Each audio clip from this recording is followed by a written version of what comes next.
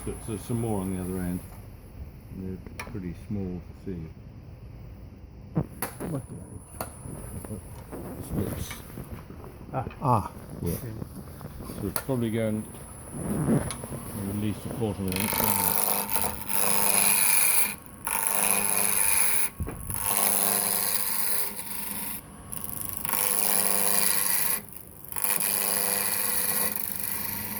This can come out of a general hardware store, did it? Looks rather good. Cool. Right, so what you're doing when you're at this stage, you're always just seeing how the wood's working. Pretty shady. The first thing is to see how it goes with the cutting the end grain. There's a 3/8 spindle gouge.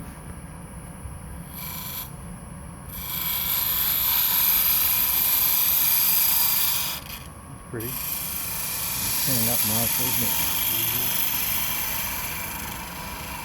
You can see it shine. You can see the reflection of the tool. Nothing to what it's going to be when this gets on it.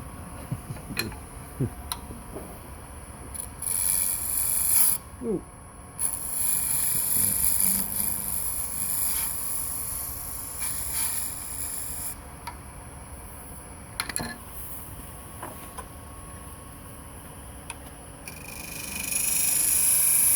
You usually get the best surface on these things on end grain with the scraping.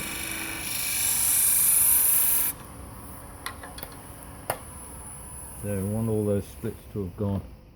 Oh, not good. You have a different block? No, they're all the same, unfortunately. Well, I couldn't see one without splits.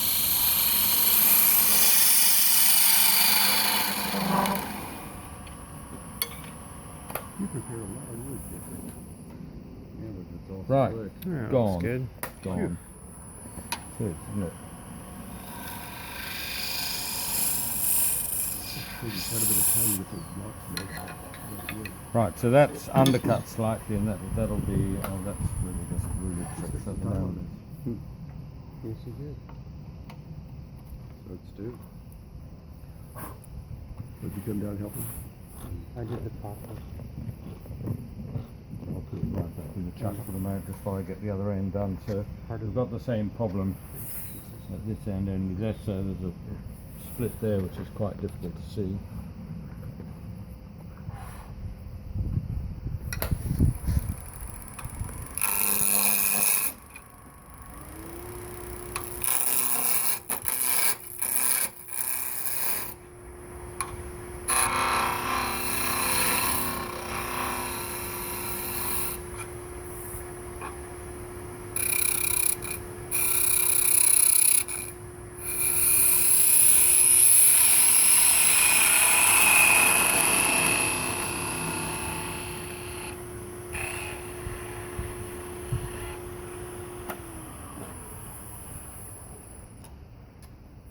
Same again. More splits. Yeah.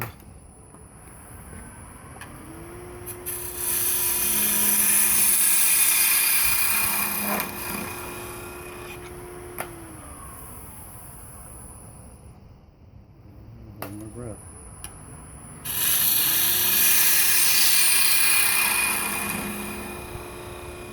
Looks like good wood though. It's shining up nice. Lovely wood. Yes, what it is. Right. So that's now this will probably be the base eventually. So I'll just put it there up and get it nicely finished. So one thing I don't have to not too much risk with at the end. It needs quite an undercut of that. So slightly concave? It's slightly concave, but I didn't want it down much more. I didn't want it down an eighth of an inch or whatever it nearly was, because I might forget that when I'm hollowing and go through the bottom or get it far too thin. So now I can ease that right out in the chuck. So I've got my lid section.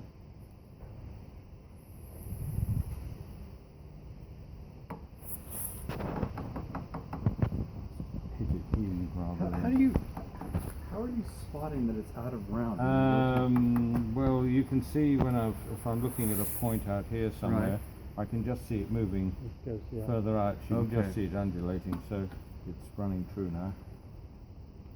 So that's what's true. I'm likely to get it.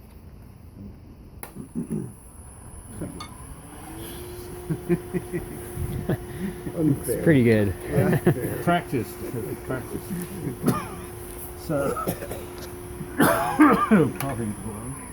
Right, but if it's if you've got everything true in these chucks, I could also, when I have done it, for instance, when this goes back into the chuck for the base to be hollowed, I might just put a small shoulder on there now, so that will be enough really to help screw it out, just that teeny little bit. And then I'm going to part this off the lid, so anywhere somewhere around probably just more than a third down.